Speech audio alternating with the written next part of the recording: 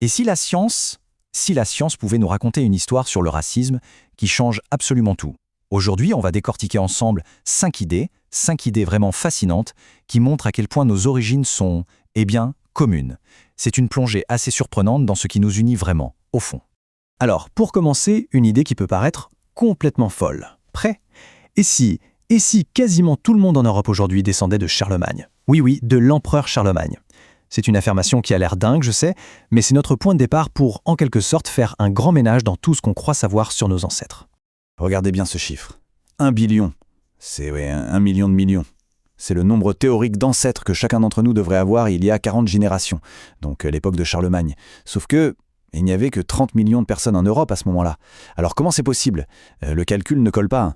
Eh bien, ce paradoxe, il nous met direct sur la piste. Notre arbre généalogique, ce n'est pas du tout ce qu'on imagine. Bon, pour comprendre ce mystère de nos ancêtres communs, il faut d'abord qu'on s'attaque à une idée reçue, une idée vraiment tenace. C'est notre première grande idée, et elle est cruciale. La notion de race, d'un point de vue biologique, est une illusion. Pendant longtemps, au 19e siècle surtout, on a classé les gens en fonction de leur apparence, vous savez, la couleur de la peau, la forme du visage. Mais aujourd'hui, la génétique nous raconte une histoire radicalement différente. D'un côté, oui, nos apparences sont super variées.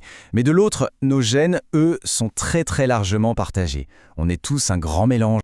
C'est ce qu'expliquait très bien le biologiste Albert Jacquard. Il disait que c'est tout simplement impossible de classer les humains en races génétiques bien définies. Pourquoi ? Parce qu'il n'y a aucune frontière claire. En fait, il y a souvent plus de différences génétiques à l'intérieur d'un même groupe dit racial qu'entre deux groupes différents. On est plutôt comme un dégradé de couleurs, un continuum, un immense mélange qui n'a jamais cessé.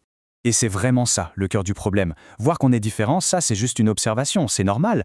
Mais le problème, c'est quand on plaque là-dessus une hiérarchie, quand on commence à se dire « ça c'est mieux, ça c'est moins bien ». C'est là qu'est l'erreur de logique. Comme le disait Jacquard, c'est poser une question qui n'a aucun sens, une question absurde. Ok, donc maintenant qu'on a vu que la notion de race biologique ne tient pas la route, on peut passer à la suite et se demander « mais alors, d'où est-ce qu'on vient ?» Ça nous amène à la deuxième idée. On a tous une seule et même origine. Là-dessus, la science est très claire. L'humanité moderne vient d'Afrique. C'est ce qu'on appelle le modèle « out of Africa ». Et il y a une super analogie pour bien comprendre ça. Imaginez que toute la diversité génétique de l'Afrique, c'est comme une cuisine avec plein de grandes marmites de soupe, chacune avec une recette unique. Eh bien, toutes les soupes qu'on trouve dans le reste du monde, elles ont toutes été faites à partir d'une seule de ces marmites africaines. Ça donne une idée, non? Et ce chiffre dit tout.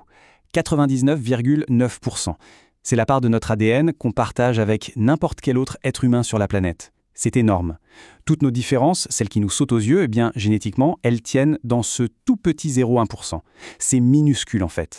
Mais l'histoire ne s'arrête pas à une seule origine. Loin de là.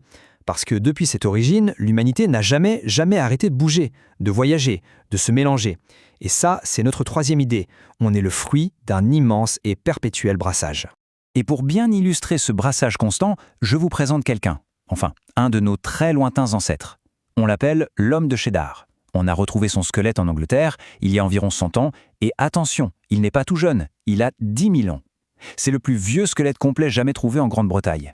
Et quand on a analysé son ADN, il y a eu une énorme surprise. Une révélation qui a complètement cassé l'image qu'on se faisait des premiers Européens. Il s'avère que l'homme de Cheddar avait la peau foncée, voire noire, et les yeux bleus. C'est incroyable, non? La preuve parfaite que des traits comme la couleur de peau, ça a toujours changé, ça a évolué avec le temps et les migrations. En fait, les Européens d'aujourd'hui sont un cocktail. On n'est pas les descendants d'un seul et unique peuple natif, pas du tout. Notre ADN, c'est un mélange d'au moins 3 grandes vagues de population. D'abord, les chasseurs-cueilleurs, comme notre ami l'homme de Cheddar. Ensuite, les agriculteurs venus d'Anatolie. Et enfin, les pasteurs des steppes. Donc l'idée d'une pureté européenne originelle, c'est juste un mythe. Bon, et si on revenait à notre histoire de Charlemagne du début, vous vous souvenez du paradoxe? Eh bien, il nous cache une vérité encore plus folle, sur à quel point on est tous connectés. C'est notre 4e idée, on est tous cousins et tous descendants de rois. Pour comprendre ça, il faut parler d'un concept scientifique assez dingue, le point des ancêtres identiques. En gros, c'est un moment dans le passé, pas si lointain, où toutes les personnes qui vivaient à cette époque sont soit les ancêtres de tout le monde aujourd'hui, soit les ancêtres de personne. Ils n'ont laissé aucune descendance. Et ça, ce n'est pas une supposition, c'est une certitude mathématique. Mais alors comment ça marche? C'est simple. Notre histoire de famille, ce n'est pas un bel arbre qui s'étend avec des branches bien séparées. C'est plutôt un filet, un réseau tout emmêlé qui se recoupe sans arrêt. Rappelez-vous, on a bien plus de cases d'ancêtres dans notre passé qu'il n'y avait de vraies personnes pour les remplir. Du coup, les mêmes ancêtres apparaissent des milliers de fois dans notre généalogie, et c'est ça qui nous relie tous. Et le plus fou, c'est à quel point ce passé commun est récent. Il y a à peine 1200 ans, l'époque de Charlemagne, tiens donc, presque tous les Européens avaient déjà les mêmes ancêtres. Et si on remonte à seulement 4000 ans, eh bien là, ce sont tous les habitants de la planète qui partagent le même groupe d'ancêtres. C'est vertigineux quand on y pense, non ? Tout ça nous amène à notre cinquième et dernière idée, celle qui, en quelque sorte, fait la synthèse de tout ce qu'on vient de voir. Il s'agit de reconnaître l'erreur logique fondamentale. On boucle la boucle et on revient à Albert Jacquard. Le racisme, au fond, ce n'est pas le simple fait de constater des différences. Ça, tout le monde le fait, c'est humain. Le racisme, c'est le grand saut illogique. C'est prendre une différence et décider qu'elle justifie une hiérarchie, une échelle de valeurs. C'est un jugement social, une construction, et ça n'a absolument rien de scientifique. Alors pour conclure, qu'est-ce que toute cette science nous raconte ?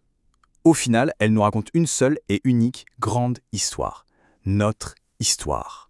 Une histoire commune. Et cette histoire, on pourrait la résumer avec cette phrase magnifique.